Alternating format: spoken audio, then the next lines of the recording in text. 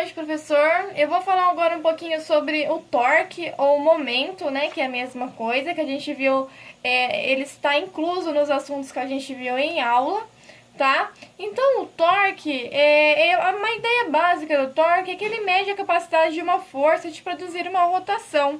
É medir a intensidade de um giro que uma certa força consegue girar.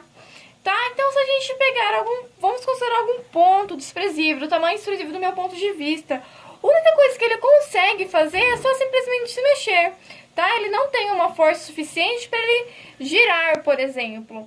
Considerando esse objeto aqui, essa chave, por exemplo.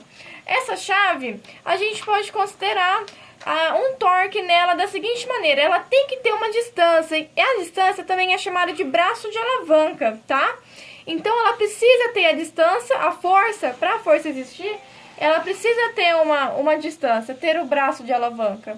Então, por exemplo, se a gente tiver uma força 1 nesse ponto aqui, no começo, no meio da chave, aqui no comecinho, se a gente tentar girar ele, a gente colocar uma força sentido para cá, ela pode girar, ela até pode ameaçar em girar, mas ele não vai conseguir girar tão quanto se a gente for tentar na força 2. Ele vai girar um pouquinho, mas com dificuldade. Se a gente girar na força 3, ele vai girar melhor, tá? Porque a distância dele aqui é maior do ponto, então ele consegue fazer um giro melhor.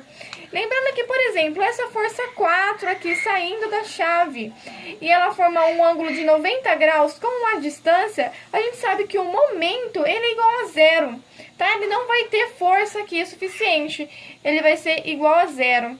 Então, vamos fazer o seguinte, vamos pensar da seguinte maneira: quanto mais longe, ele vai girar melhor, quanto mais longe que faz girar melhor, tá? Então, como que é a fórmula do torque? Como que é a unidade de medida?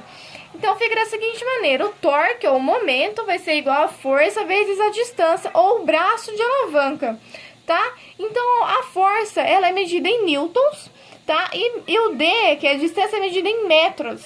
Então, a unidade de medida fica newtons vezes metros, newton por metros, tá?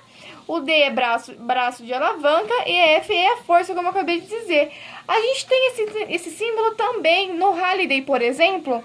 O torque é medido nesse símbolo aqui. A gente não chama ele de momento, a gente chama ele mais de torque. Fica newton por metro.